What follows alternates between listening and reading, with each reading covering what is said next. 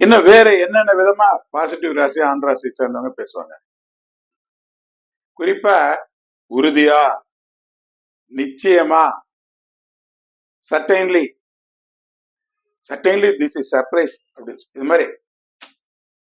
இன்னைக்கு ஏதாவது மழை வருமா அப்படின்னு ஒருத்தர் கேட்கறாங்க. சர்டைன்லி, நிச்சயமா, உறுதியா மழை வரும் அப்படின்னு அந்த வார்த்தை அவங்கள அறியாம எத்தனையோ அவங்க படிப்பாங்க. ஆனா இந்த வார்த்தைகள்லாம் அவங்க மனதில் வந்து உட்காந்துக்கும். அவங்களுடைய இயல்பான குணமா அந்த வார்த்தைகள்லாம் இருக்கும்.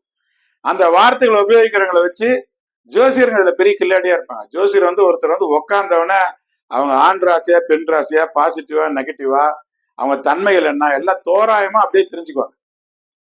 அதாவது ஒரு ஜோசியம் சொல்றதுக்கு வந்து சும்மா சாதாரணமான திறமையெல்லாம் பார்த்து அவர் பெரிய ஒரு சைக்காட்ரிக் அளவுக்கு டேலண்ட் இருந்தாதான் ஓரளவுக்கு சொல்லி ஒப்பேத்த முடியும். அவங்க அதெல்லாம் தெரிஞ்சுக்குவாங்க. அப்ப அது மாதிரி சர்டைன்லி அப்படிங்கிற வார்த்தை அடிக்கடி யூஸ் பண்ணுவாங்க. அந்த ஆண் பாசிட்டிவ் ராசியை சேர்ந்தவங்க இப்படித்தான் பேசுவாங்க.